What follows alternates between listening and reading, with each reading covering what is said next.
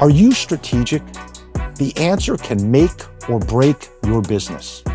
Welcome to Strategic Minds, the podcast where we'll do a deep dive into conversations with extraordinary leaders and world-class performers to learn how they think, plan, and act strategically. I'm your host, Rich Horwath, author of 8 books on strategic thinking, including my newest book, Strategic. And my vision is to teach the world to be strategic. Now, let's explore Strategic Minds. We're stuck. What do we do? I have no idea. You need a new strategy. We need a more dynamic strategy. The strategy? You have to strategize. But you won't strategize. Let's talk a little strategy. Welcome to Strategic Minds. I'm excited to chat with my guest today, Martin Reeves. Martin is chairman of the BCG Henderson Institute, Boston Consulting Group's think tank for business strategy, and a leading authority on competitive advantage, corporate imagination, and the future of strategy. Over the last 35 years, he's advised companies worldwide on topics ranging from innovation and adaptability to strategy execution in the age of AI. He's the author of several influential books, which we'll talk through today, including Your Strategy Needs a Strategy, The Imagination Machine, The Biology of Corporate Survival, and his recently published co-authored work like The Button That Changed the World. Martin, thank you for being on the show today. Thanks for having me, Rich. So let's begin with your origin story. Please share with us where you grew up and how that environment and the people there shaped who you are today. Well, I come from a sort of middle of nowhere town in the UK called Northampton. And so I didn't have a particularly good primary education, but so when I got to university in Cambridge, learning was an unexpected pleasure for me. I sort of studied everything and I became fascinated by everything. And I guess that's partly why I ended up as a generalist. I always thought of myself as a problem solver. And I think I found my niche in consulting, which is problem solving. And it has a sort of theoretical aspect. You have to think about how you're going to solve the problem, but also a practical aspect. How do you get it done with the time and resources available? And then for the last years, I've been sort of upstream of that, thinking about new approaches to problem solving and strategy. So I think actually, in a way, not having a particularly structured early education and then getting a very high quality education was a good way around to do it for me, because I was ready to learn by the time the opportunity was available, and it helped me, I think, to find my identity as a generalist problem solver. Excellent. I'd be interested, Martin, as you talk about that background, share with us a little bit about how you've managed to continue to fan the flames of that curiosity and that excitement for learning. You've been doing this for 35 years. You're, one of the highest thought leaders in this industry. Share with us a little bit about how you keep that curiosity going. Well, my roommate at university actually told me that I was probably destined not to have a very successful career, because in his words, nobody hires butterflies, because I always was interested in the breadth and the variety of problems rather than specializing in one thing. But the great thing about solving client challenges is you first have to figure out what the problem is, because the perceived problem is not necessarily the actual problem. Mm-hmm. Each problem is unique, and even if the problem is not entirely unique, in order that you generate competitive value for the clients, you have to think about unique solutions that will be competitive. You can't have off-the-shelf solutions in strategy. So I guess my roommate was right that, had I been a specialist, I probably would have lost interest every 2 years. But I think as a generalist problem solver working across industries, the variety just kept me going. And to be very honest, I still feel like a beginner. I still feel like there's so much more to learn about the art of problem solving and the art of strategy. So I haven't run out of runway yet, essentially. Love it. And I think that beginner's mindset is something that we can all look to apply even more so in our work. Martin, with the books that you've written, especially with your focus on strategy for many years, I'd love to tap into a little bit of your views on strategy. There's about 90 different definitions the research shows out there on strategy. And even at the highest level, sometimes in organizations, there seems to be some misunderstanding about what strategy is. So would appreciate you sharing your definition of strategy and how you think about it. Well, I have a very pragmatic definition of strategy. in that it's any systematic, so not just random, but any systematic pattern of thought or action which biases the probability, not the certainty, but biases the probability of favorable competitive outcomes.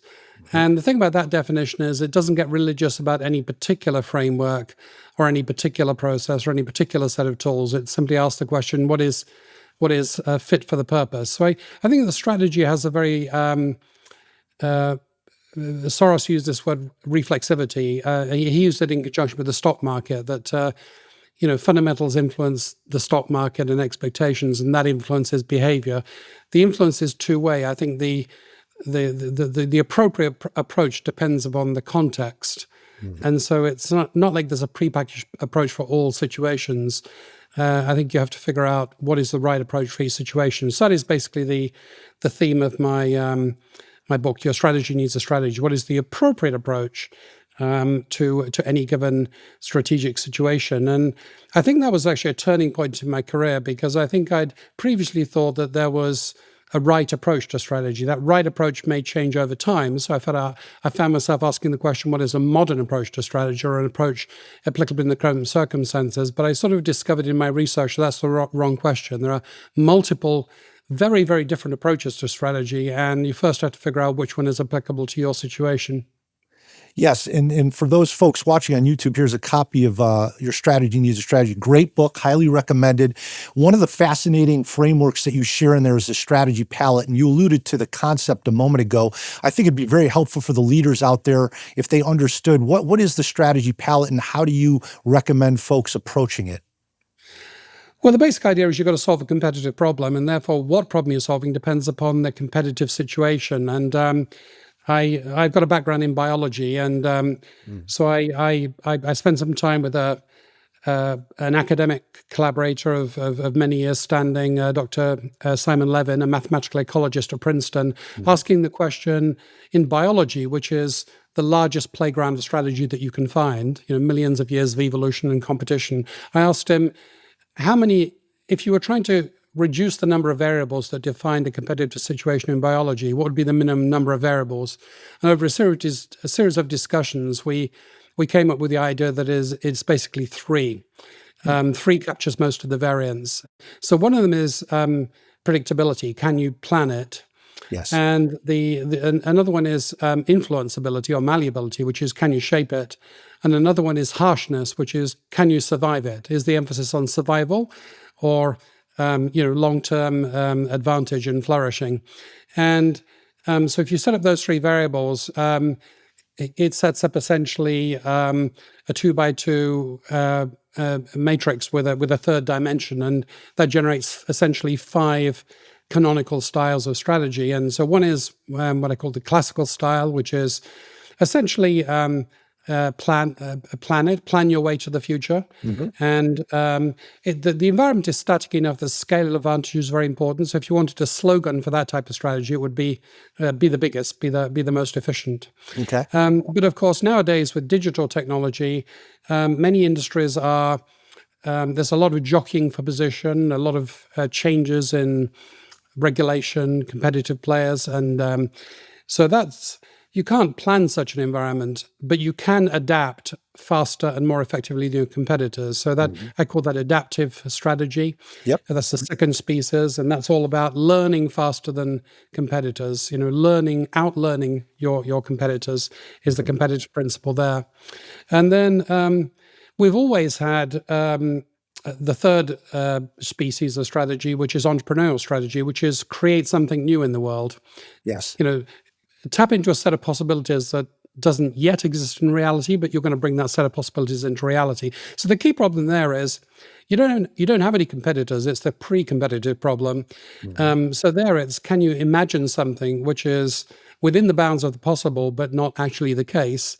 And then can you shape the players in the environment, influence the players so that thing becomes adopted and becomes a thing in the world, becomes a model, at which time you have to transition to another type of strategy, because when it becomes competitive, maybe you have to transition to an adaptive strategy. So I call that visionary strategy or entrepreneurial strategy. That's the third species. Okay. The fourth species is a relatively new one in it's probably the fastest growing, fastest developing area of strategy, which is where it is not you that's setting the strategy. It's a collaborative ecosystem of companies. So it's a very different type of strategy problem. It's a problem of how can you have an advantaged position within an advantaged ecosystem. So you have to consider collaboration and platforms as much as you have to consider competition.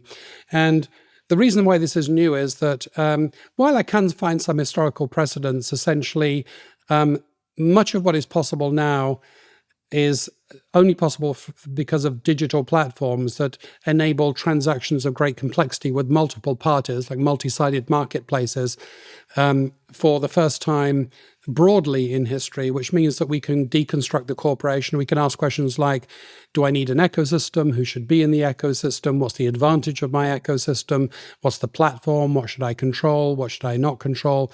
So that I call that shaping strategy or collaborative strategy.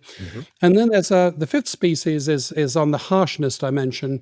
And many people may not think about this as a type of strategy, but the fifth species is essentially turnaround or survival strategy or renewal strategy, where something is broken and you have to urgently and pragmatically fix it. You don't have time maybe to find the optimal solution, but maybe your cash cow is dying and you have to make some urgent pragmatic adjustments. And I think that's a strategy problem because there are choices to be made, and those choices have great consequences.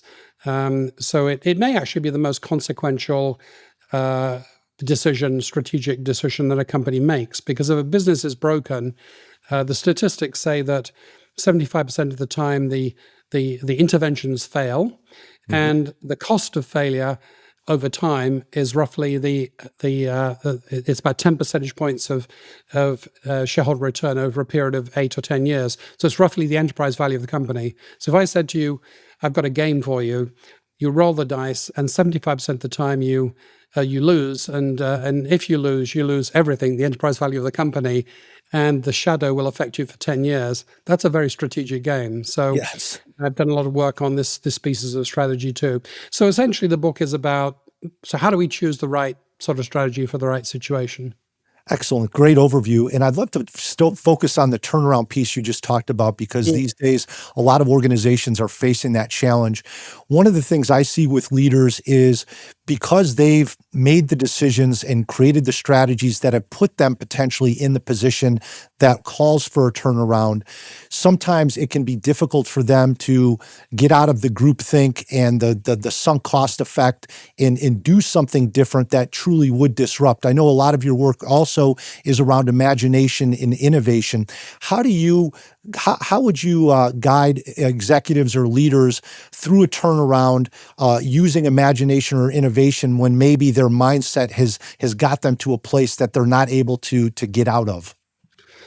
The thing is, historically, we didn't really know the answer to that question because we didn't have large data sets on transformations. So we couldn't really adopt an evidence-based approach. So there is what I call common sense change management, which is the things that any reasonable person might expect would make a difference. Set up a transformation plan, put somebody in charge of the plan, divide what is to be done into pieces, project manage it, measure the outcomes.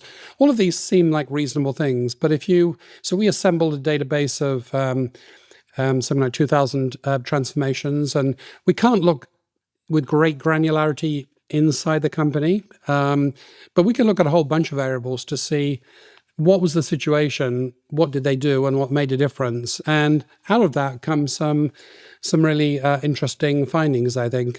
So one of them is that most transformations fail. So whatever we're doing now, doesn't really work.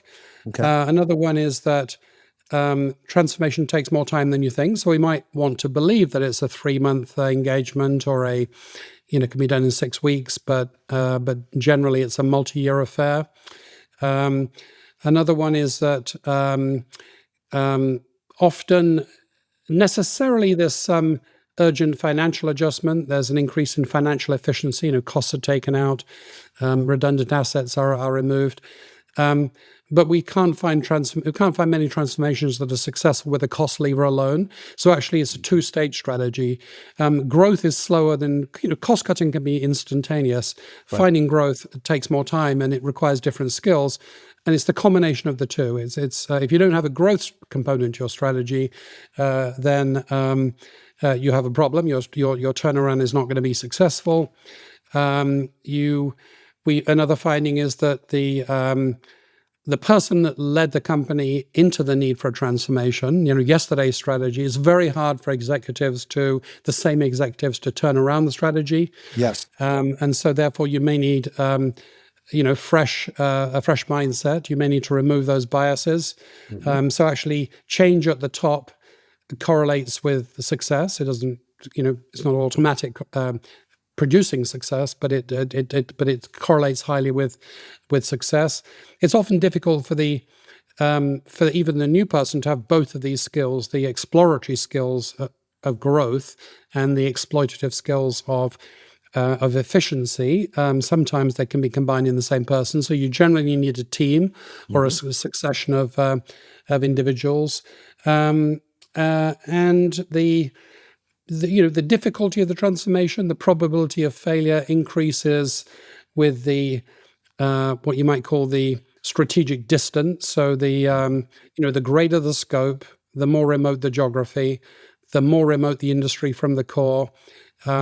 These tend to multiply the odds of failure, so they're not equal. And all of this was supported recently by the work of by the independent work of the change specialist, Professor Fluberg.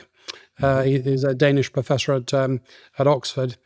And so I think there is a science of change. And one of the things which is very different now from when I started in consulting is you can create those data sets and you can handle them. We have the tools to do that.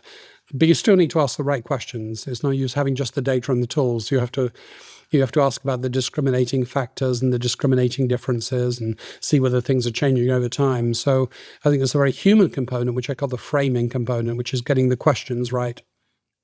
And in relation to that human component, one of the things as you were talking through the different species and then specifically around the turnaround aspect that I was considering was what are the traits or characteristics when we think about the person, the executive, right, he or she? Are there traits that you've observed in executives that are able to master one or more of these species and ways to create strategy? Any traits or characteristics that we should be looking for in people? Well, we did a fascinating piece of work on the value of leadership. So we presume that leadership is of great value, but you can actually analyze whether it is or it isn't. So we took a large number of CEO changes and we adjusted for other factors, because a lot of things that are attributed to leadership are actually due to the depressed level of performance under the previous guy, a secular trend in the industry, a particular phase in the economic cycle, an acquisition, or so we. And it turns out that leadership is valuable. It's more valuable under some circumstances than others. It's less valuable in steady utility type industries, and more valuable in sort of stressed and turnaround situations. And then we looked at the people and said, basically, are there traits of the CEO that are necessary? And so one thing we found is that we looked at things like background, inferred personality from the speech of from the written and spoken words of the leader. You can infer certain things about the personality. And what we found is that there really was no correlation at all with personality traits, but we kept bumping into this idea of what the strategists call ambidexterity, which is the ability to explore and exploit, to do the growth thing as well as the efficiency thing, is extremely valuable, but also quite rare. And so there are really two strategies, or two or three strategies for that from a leadership perspective. One of them is look for the rare leaders that have a track record in both. There are ambidextrous individuals. They're about 3% of the population, which interestingly is about the same number as truly ambidextrous individuals. Ambidexterity originally means the ability to write fluently with both hands. Okay. So that about 3% of the population can do that. It's the same with ambidextrous leadership. Or you employ a succession of leaders. You employ the efficiency guy for the turnaround, and then you employ the the growth person for the subsequent phase. Or you be an ambidextrous leader through the ability to form the right team, form a complementary team, create harmony amongst differing personality types that make different contributions to that team, and you lead not by knowing the answer, because you may not be ambidextrous, but you lead by knowing the questions to ask and being able to infer things about people from the way that they answer the questions. There's a chapter in the in Your Strategy Needs a Strategy on ambidexterity and the ambidextrous leader. And I have personal experience of this with a leader of an asset management company who was a very sort of hard-nosed, independent thinking sort of guy. And he was brought in to turn around the company. And he told me, look, I don't think the previous guys could have done it because they were too steeped in the relationships and the existing strategy. I think I can do it. I'm a pretty hard guy. I can, stick to my guns and get hard things done. But he said, the probably the organization is going to spit me out at the end of the process, and that is the right thing to do. When the transformation job is done, I'll probably be gone. And sure enough, he had let's say an encouraged departure after it was done, but he was precisely the right person for the strategic problem at hand for a certain period of time. I want to take a quick moment to thank everyone who's been sharing the Strategic Minds podcast. Your support is what helps us grow and reach more leaders who want to think and act strategically. If you've been finding value in these conversations, I'd love for you to follow in their footsteps. Share the podcast with a few friends or colleagues in your network who you think would benefit from becoming more strategic in their work. Your word of mouth makes all the difference, and I truly appreciate it. Very, very helpful, very helpful. So I think that gives a lot of us out there a guide to understand, creating the right team, understand the ambidextrous piece of it, and then getting the right people in the right situations. You talked about context and problem solving earlier, in that obviously being a really important part of strategy development. Share with us, Martin, your approach to helping people frame problems. We know that that's the essence of strategy as you describe it in the book. Share with us some of your thoughts and guidelines on framing problems appropriately. Well, I think, so let me make a statement that may be hard to believe, but it's true, which is, so as a 35-year veteran strategist, I can't remember a single assignment where the given problem, the assumed problem, was the actual problem. Wow. There was always the need to reframe. So the client or the individual concerned makes an attempt to frame the problem as they see it, often from the perspective of the historic, the history of the company and its historic strategy. And then you have to figure out, okay, but what is the real problem? Is that the problem, or could something else be the problem? And I think it's a very skilled and a very human process. It's what AI can't do, because if you don't ask the right questions, you get the wrong answer. Yes. So you look at things like history. What changed is a good question. So something changed. What changed? What changed fast? That's usually fairly obvious. What changed slowly? That's usually less obvious. What are we not thinking about? What are the blind spots? That's another good question. Like, given the way that we talk around here, what are we not talking about? Another one is analogy. What is this like? Oh, this is a bit like telecoms in Korea in the late 80s. Pattern recognition. What is this? What is this like?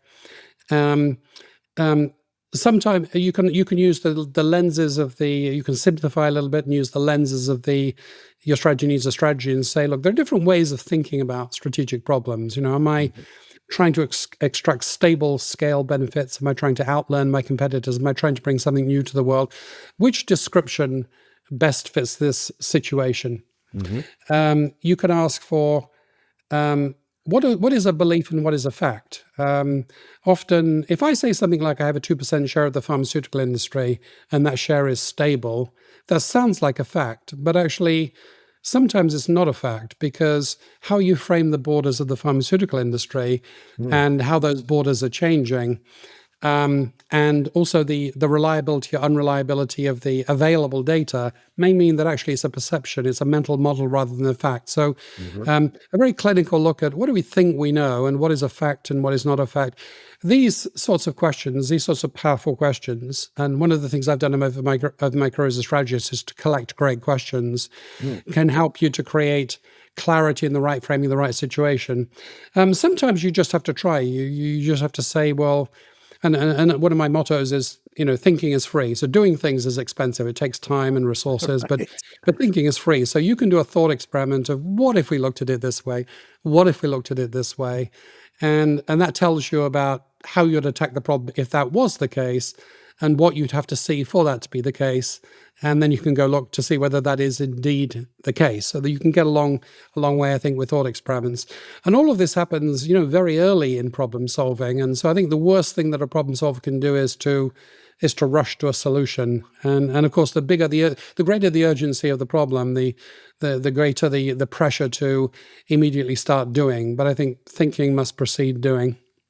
Yes. And once we've identified the problem and we've analyzed it, assessed it, and said, yes, this is the right problem to solve, how do you then incorporate innovation? Innovation's a big topic. It's defined in lots of different ways, similar to strategy. How do you help folks bring innovation then to solve the problem so that we're not just approaching it with the same solution that we've approached it with in the past? So you can visualize a plane with two axes. Essentially the vertical axis in the strategy palette is, can we plan it? Because if we can plan it, we would. Why wouldn't we? And if we can't plan it, then this consigns us to learning and adapting, and which is a sort of innovation. It's innovating in the skills that you apply to a situation. Whereas the other axis is, can we shape it? So if you can't shape it, why would you try? But if you could shape it, why wouldn't you? If you have the power, or if the industry is sufficiently new. And that's very much about large grain size, coarse-grained innovation, bringing new ideas and business models to the world. And it's a different sort of strategy, because generally when you think about strategy, people think about planning, and they think about the analytical tools of classical strategy, where you can to a certain extent deduce the answer or analyze your way to the answer. But in the case of a new industry bringing something new to the world, it starts with imagination. It doesn't start with closed form solutions. And so it's a very different sort of problem. You have to look for, essentially you have to remove constraints on your thinking, because you're bringing something new to the world. And so, using the minds of outsiders is a good move, or relaxing assumptions is a good move in that respect. But you have to also constrain your thinking to be feasible and possible, probably possible. And so you have to know about the art of the possible, in an engineering sense. Analogy helps. This industry did it, or this close competitor did it. Analogy helps to ground the problem, and of course, customers, they may not be able to tell you what they want next, but you can see how they react to novelty. And also, sometimes the very thing that you want to build exists in a small cell of reality.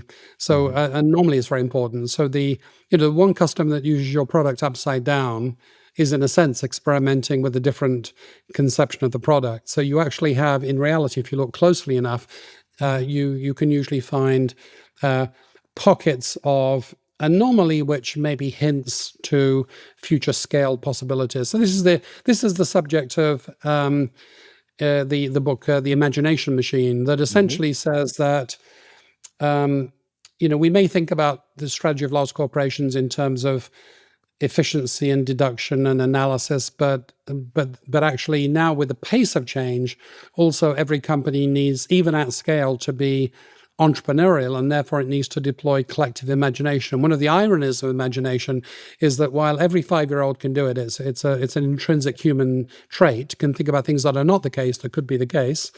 Sort of play acting and role playing and so on. Any 5-year-old can do it, but large groups of middle-aged people find it extraordinarily difficult.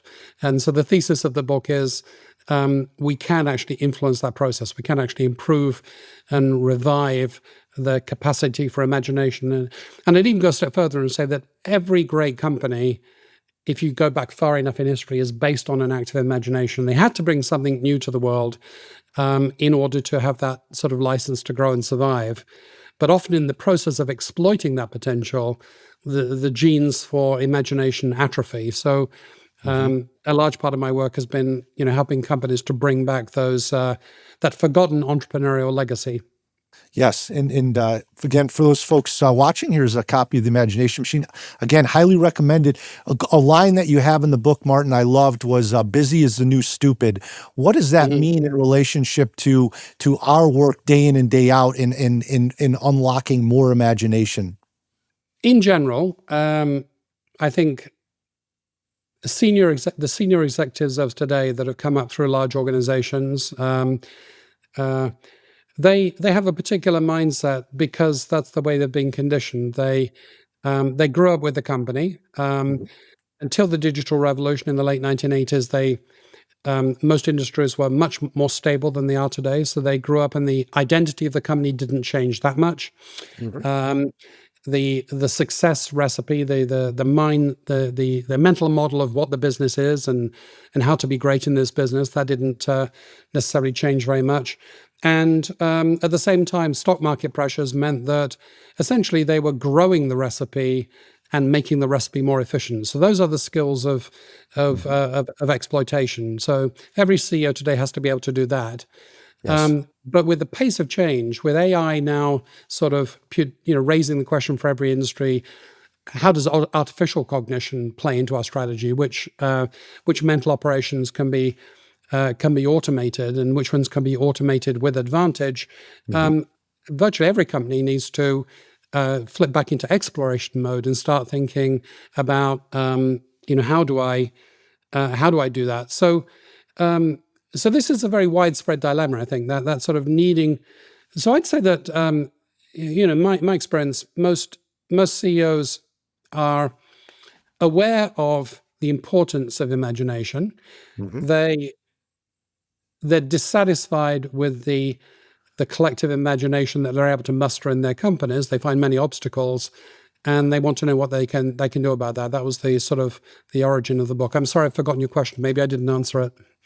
No, you absolutely did. And one of the examples you share in the book is with the Lego Group.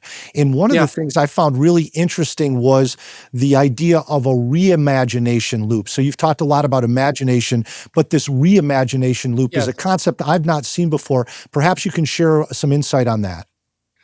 Right. Well, I can maybe show you with a story. So I was talking to a very large insurance company about this problem once, and one of the requests of the CEO was, come speak to my top 500 managers about imagination. And because it was an insurance company, I sort of wanted to check, are you sure you'd like me to speak for the whole hour about imagination? And he said yes. And I said, well, that's an unusual request for an insurance company. Why do you ask? And he said, well, because the last time we deployed our collective imagination was about 100 years ago. And he was only half joking. But he said, I got a request. He said, I actually think that examples like Apple and Lego are very relevant, but my people may not. So, maybe this is hard, but could you please give us an insurance company's example? So I gave an example of a company that completely reinvented the insurance industry, and I gave the details.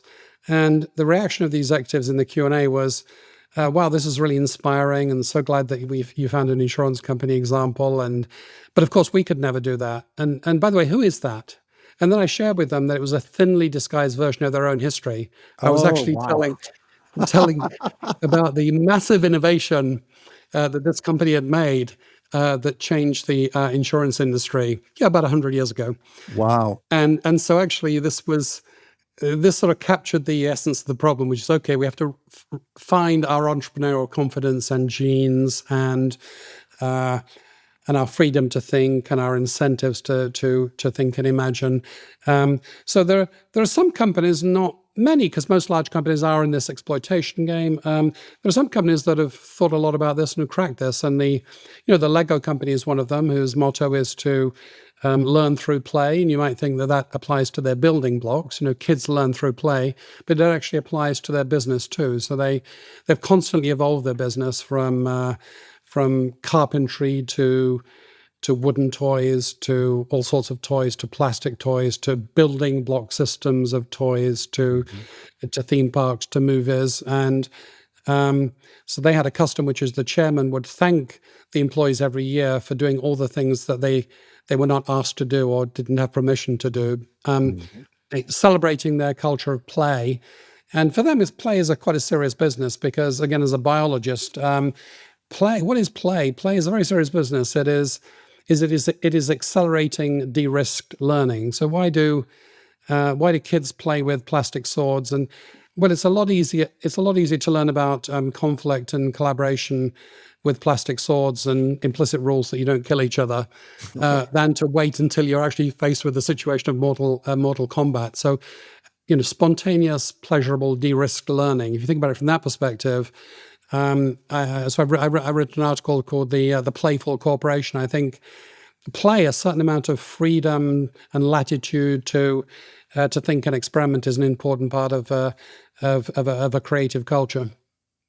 Yes, and you've mentioned the biology background and some of the connections and concepts there several times.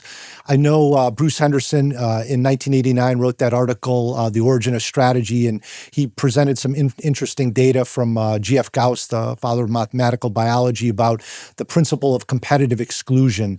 And as we talk about imagination, innovation, strategy, really we're trying to head towards advantage for our business. Would you please share with us, Martin, a little bit of your thoughts around competitive advantage? What does that mean today? There's been books written recently about the end of competitive advantage. What's your perspective on competitive advantage? Well, I think it's a concept. It's a classical concept of strategy. So, competitive strategy is a relatively young discipline. You first hear mentions of advantage and competitive strategy on the East Coast around very late 50s, early 60s. And there was this community that included the founder of BCG, Bruce Henderson, pracademics. There was no distinction between practitioners and academics, trying to figure out what are the laws and the principles of competitive advantage. And, it sounds like a simple idea, but it's a very challenging idea because for a couple of reasons. One, there is nothing you can do standalone as a company. You can improve the efficiency of your operations to an infinite degree, and you still haven't necessarily ensured your own survival or flourishing because it depends on what others do. So it depends on the imitability of what you've done.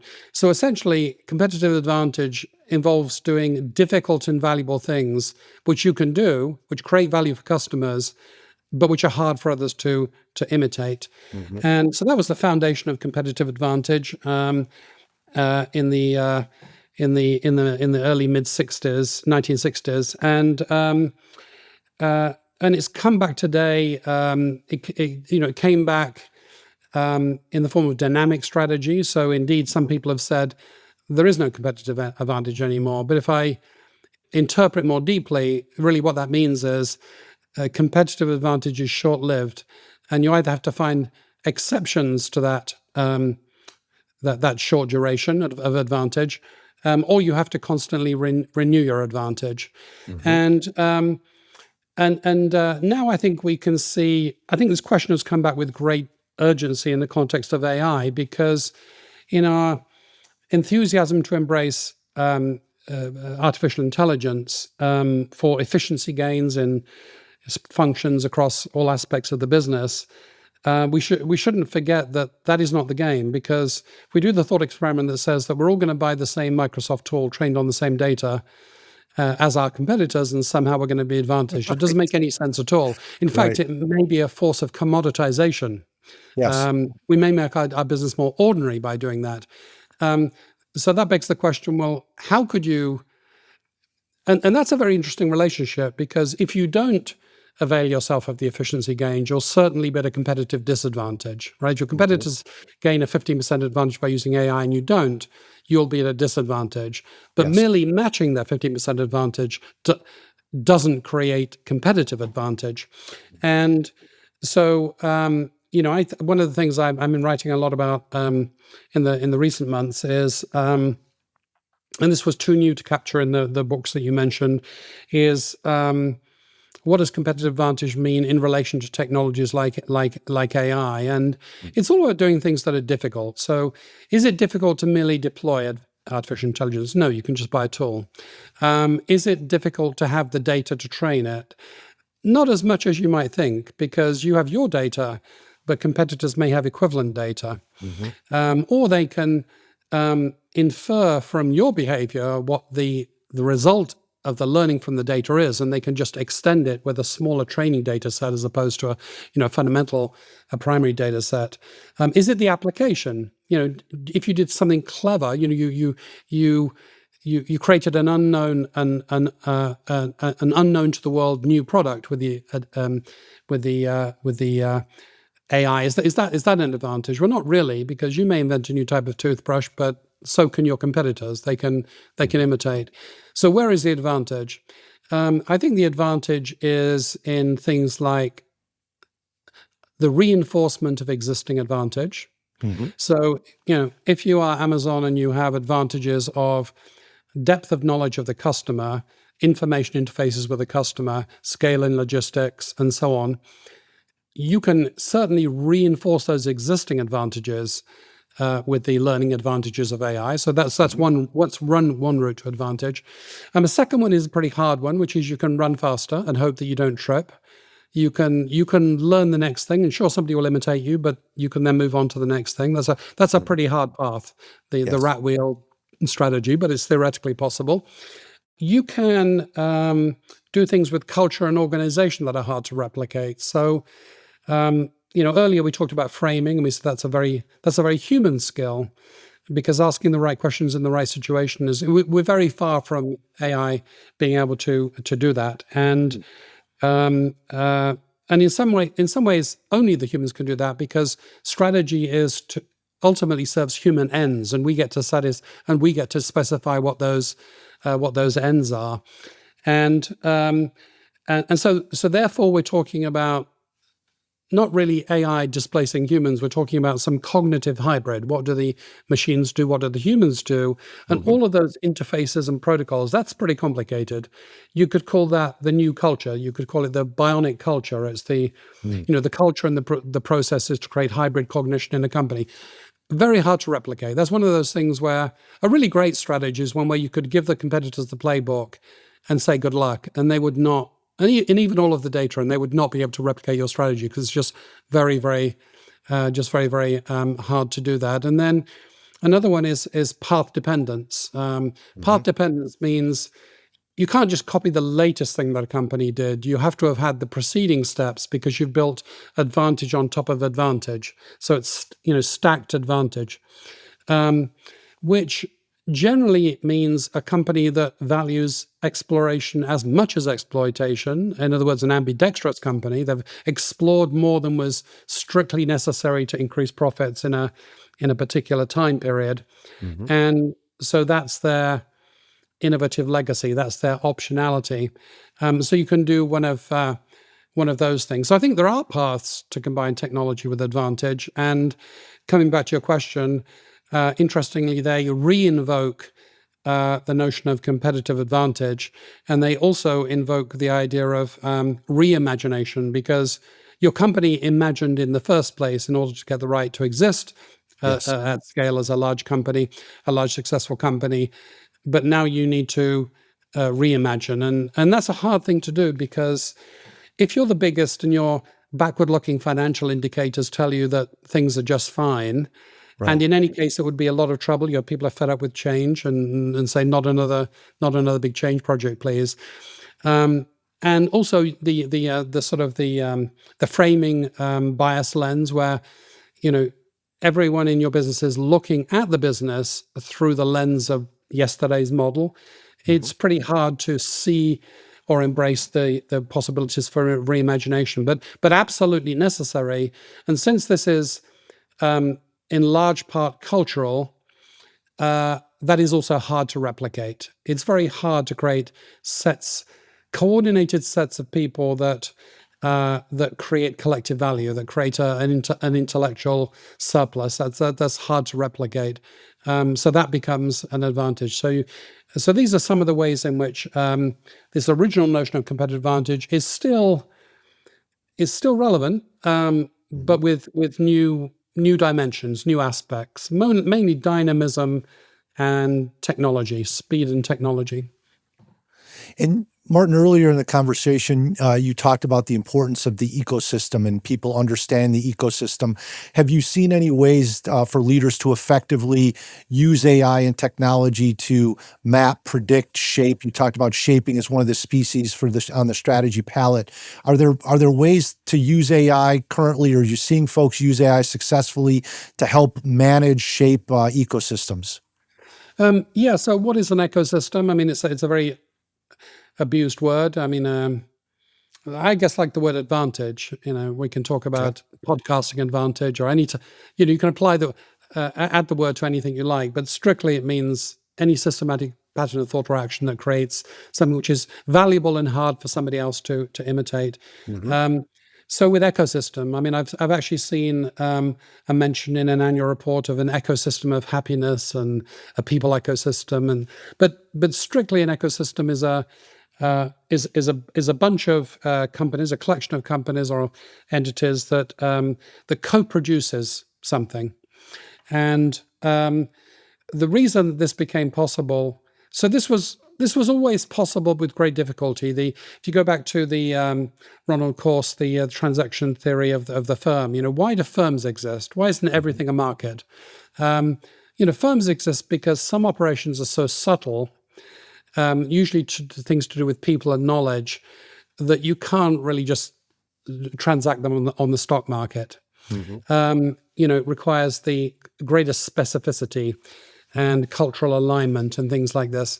Well, part of that has been clawed back to the market, or the market within the ecosystem, the sort of internal market, through multi-sided platforms. So multi-sided platforms essentially coordinate not only multiple entities, but multiple types of entity, suppliers, complementers, platform owners, in ways that minimize the transaction costs of doing, say, joint ventures. They do it with much more flexibility, much more speed, much greater complexity, but at low cost. So technology is the reason for the ecosystem revolution, and it's really quite big. We may not commonly appreciate how big it is. If you look at the biggest companies in the world by profit or by sales, and you look 20 years ago, or even 10 years ago, most of them were banks or oil companies.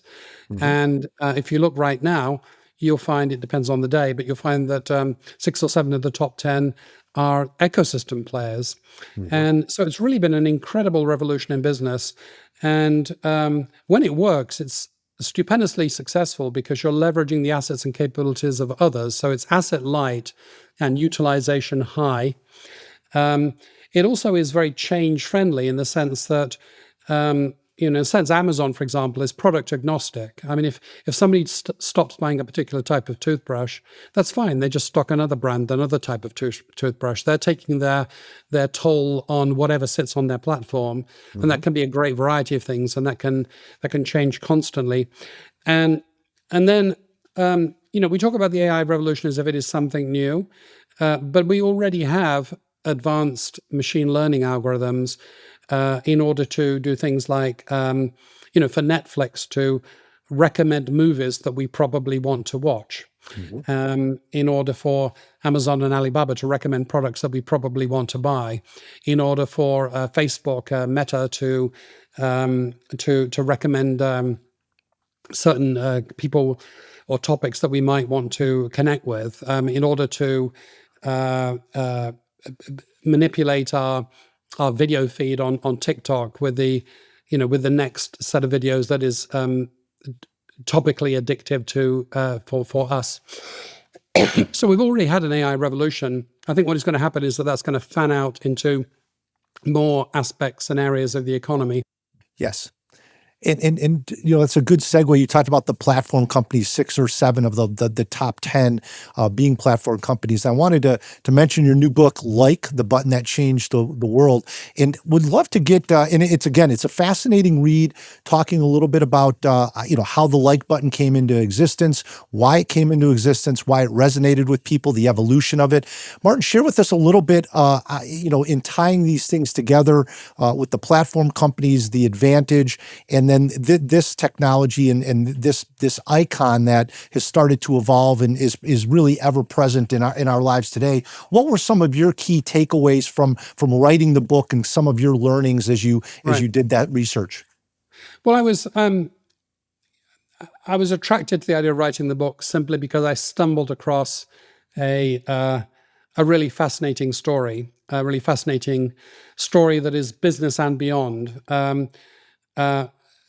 In a chance meeting in a coffee shop with the person who was my co-author for Like, and so from the Imagination Machine, I'd had something on called a virtual imagination gallery. So in order to explain some of the concepts in the book, I have a virtual art gallery online, and on that art gallery, I tried to capture the first worldly instantiations, for instance, patents or first sketches of inventions that changed the world.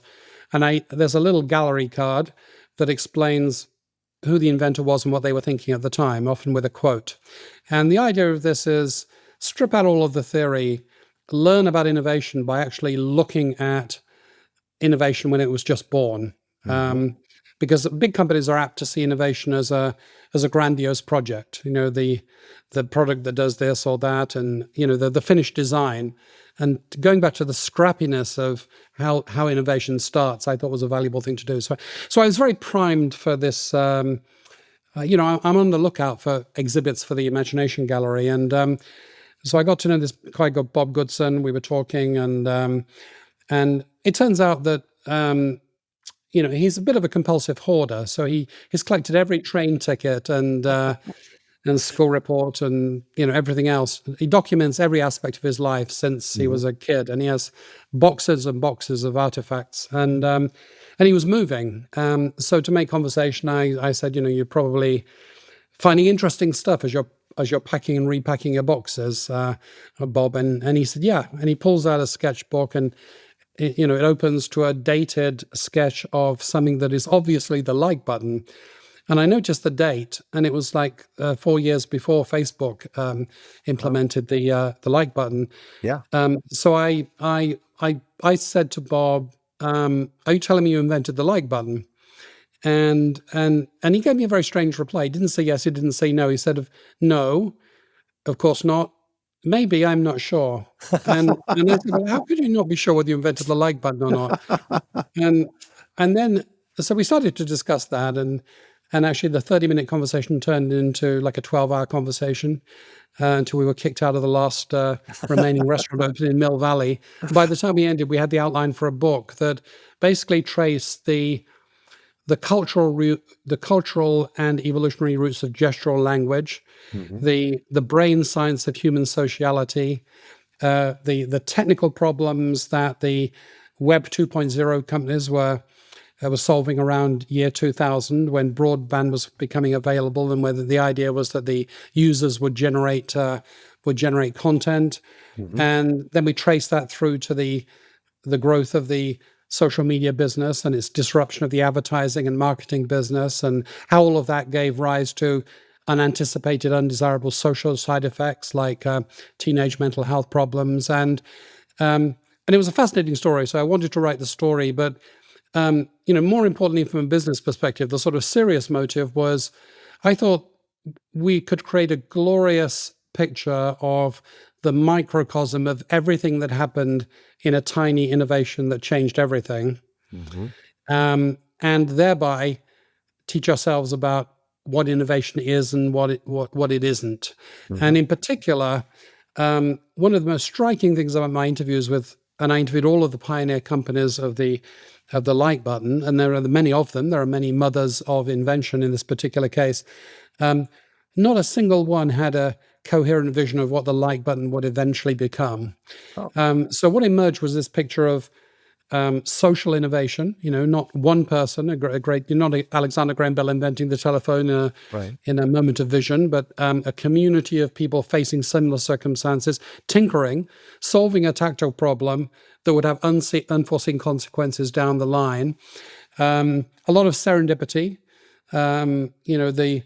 the release of the Gladiator 1 movie, Ridley Scott's movie in 2000, was precisely when people were looking around for a gesture to give feedback and encouragement to content contributors. And Ridley Scott almost didn't make that movie because he was becoming a well-established director. He commented that he didn't want to make a sandals and toga movie, but then he was shown a painting that inspired a historical painting from the 1870s of the Vestal Virgins in the Roman Colosseum giving the thumbs down gesture to a fallen gladiator. And he was so impressed by the drama of the picture that he, re-amplified this long cultural heritage of the thumbs up gesture in American culture. And therefore, not surprisingly, it was within reach to all of the designers that were reaching out for that currency of recognition, which became the currency of monetization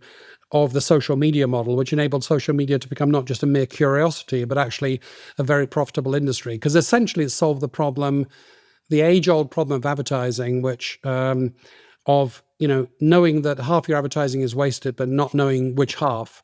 It essentially provided the instantaneous, low-cost and highly granular feedback loop that enabled a better advertising proposition, which is what paid for social media and a lot of what we see today on the internet. So I thought that was a very instructive story of how innovation is more social, more serendipitous, more continuous than we might like to think. And if you buy that thesis, then of course that changes everything, because if you knew that, you would set up your innovation processes very differently. You'd probably have less grand schemes with firm goals, probably less insular innovation. You'd probably be trying to plug into communities of innovation. So it's really, I tried to do something very different with this book. It's not a book that leads with theory. It leads with narrative, but it backs into the theory. But the serious point behind the story of the like button is I guess you can tell it from the dedication. So we made a dedication in the book, which is to the tinkerers and makers that history will never record. We may remember back, falsely that Facebook invented the like button and created the social media industry. But if you look at enough detail, you'll see that really that's a gross simplification. Yes. And again, it's a fascinating story, and the way that you weave in some of the take-home principles and concepts and techniques that other leaders can use in looking at that, I think is brilliantly done. So I appreciate you sharing that background. Martin, I'd be appreciative if we can close our conversation then with the following 6 questions that I refer to as the strategic 6, so folks can get to know you a little bit more on a personal level. Sure. Number 1, what was your first job? My first job was in a central heating components factory, where my job was gluing asbestos string around aluminium heating castings, which was actually quite a dangerous job because these castings were quite hot and sharp, and to pay for my studies, and I'm glad I did. Excellent. Number 2, what is your favorite vacation spot? Favorite vacation spot. So I'm an introvert, and therefore I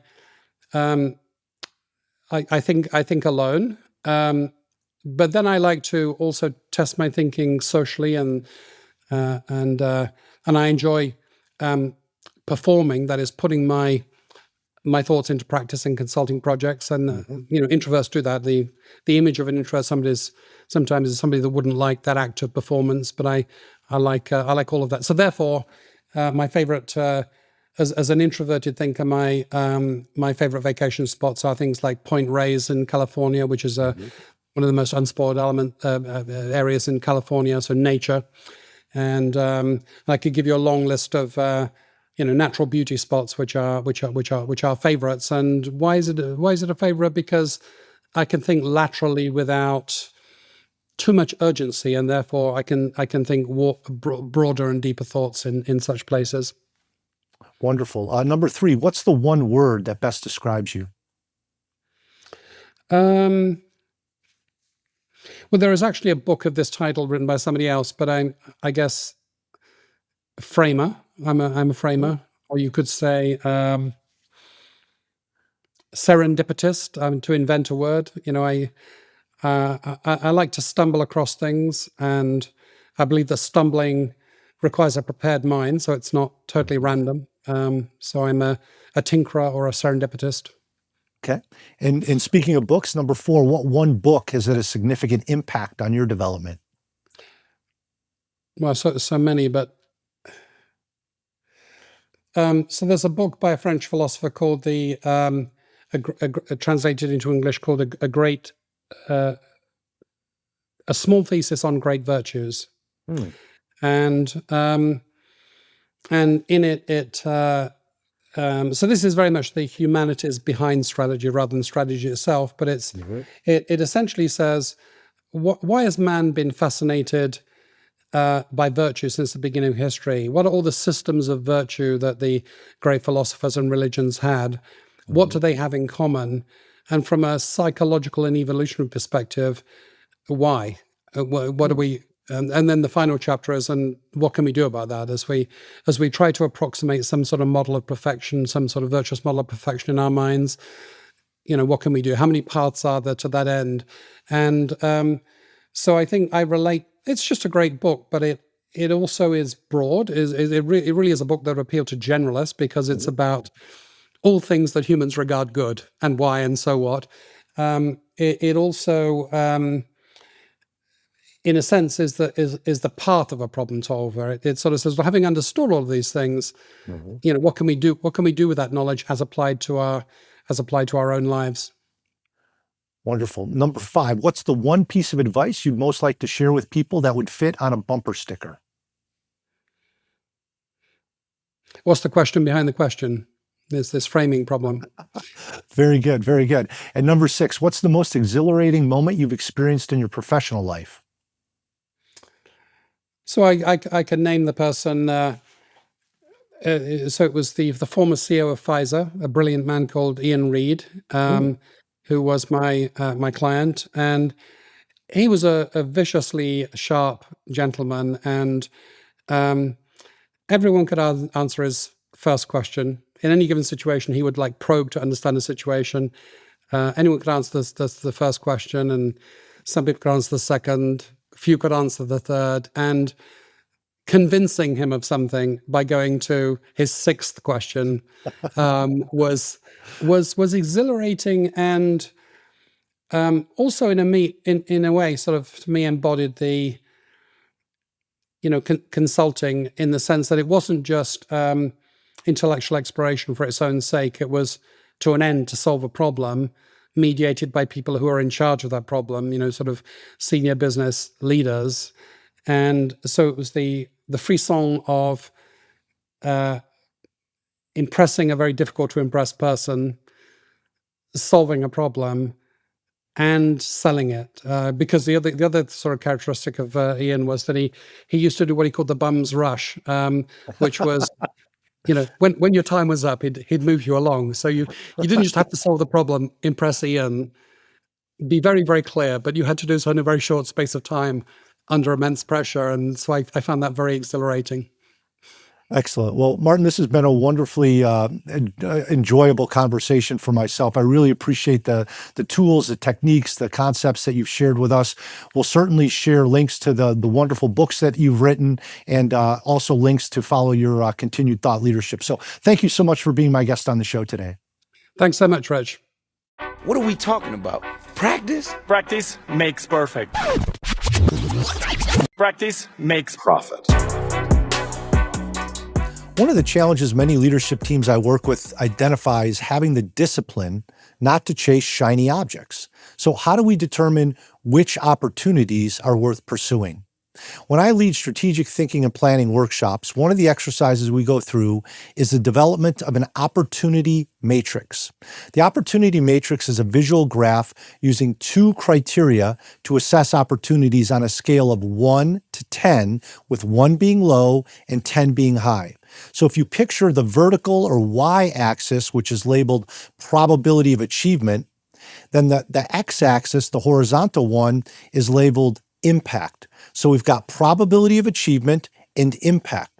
So if you think about your opportunities, you want to think about what's the probability of achievement. So if I put resources to this opportunity, what's the chance we'll be successful? 1 is low, 10 is high. And then if we are successful on the x-axis, what would be the impact? Again, 1 is low, 10 is high. So obviously we want to pursue things, opportunities that have a high probability and high impact on the business. The real power of this tool is that we can start to look at opportunities relative to one another. So oftentimes during the year, somebody will come to you with a good idea and say, hey, we should do this. And if we look at it in isolation, we said, yeah, let's do it. But if we stop and plot that on an opportunity matrix relative to the other opportunities we're working on, then we can really determine, does it have high probability and does it have high impact? If the answer is no, or it doesn't plot as highly as some of the other things, then we won't have to do it. So again, the opportunity matrix is a great way for you to visualize or even just think about what's my probability of achievement and what's the impact to my business. I appreciate your strategic mind. Must have a strategic brain. Great strategic minds of tomorrow right here. In this segment, The League of Strategic Minds, I answer questions submitted by listeners. Today's question: what type of pre-work is beneficial before a strategic planning offsite meeting? I believe it's useful to have 3 types of assessments before the session. Number 1 is a skill or knowledge assessment. I use the strategic quotient, or SQ, which measures how people think, plan, and act strategically. The second is the strategy survey. This gives people an opportunity to share their perspectives on the market, customers, competitors, and company. And the third one is an organizational diagnostic survey, which has people look historically at the organization, what's worked, what hasn't worked, and then look into the future as far as technology, political, economic, social trends, and patterns. I also recommend a pre-read. I typically give out chapter 1 of the book Strategic, which is a chapter based on strategy. And then also a Harvard Business Review article I wrote entitled How to Become a Better Strategic Thinker. This gives people a lot of the foundational concepts as it relates to strategy and strategic thinking. And then finally, I share a video entitled What is Strategic Thinking? If you have a question you'd like answered, visit the Strategic Minds page on the website strategyskills.com and complete the brief submission form. If your question is selected, you'll receive some strategic swag for your contribution. Any insights? You play to win the game. Any further insights? You don't play to just play it. Insightful. I want winners. I played the game to win. I want people that want to win. It's very insightful. To close today's show, our Winsight, or idea for advantage, comes from Jeff Weiner, former CEO of LinkedIn, who said, the key of time management is carving out time to think as opposed to constantly reacting. If you don't take the time to think proactively, you will increasingly find yourself reacting to your environment rather than influencing it. Are you and your team carving out time in your calendar to think proactively, or are you more reactive? If you don't carve it out, it's simply not going to happen. Be intentional and be strategic with your time. Thank you for listening to today's episode of Strategic Minds. I hope this conversation gave you some valuable insights that you can apply to your business and put into action. If you found this episode helpful, we'd greatly appreciate it if you'd leave a short review, maybe even a 5-star review on your podcast player. And thank you to everyone who's been sharing the podcast. Your support really helps us grow and make the world a little bit more strategic. If someone in your network could benefit from this conversation, please feel free to share it with them. If your team is ready to strengthen its strategic thinking and planning skills and get beyond the day-to-day tactical grind, visit strategyskills.com. There you can explore our workshops, online courses, strategic coaching, free Strategic Thinker newsletter, and my latest book, Strategic. You can also take your leadership development to the next level with the Strategic Fitness System, our state-of-the-art executive development platform. Until next time, remember, be strategic to be your best.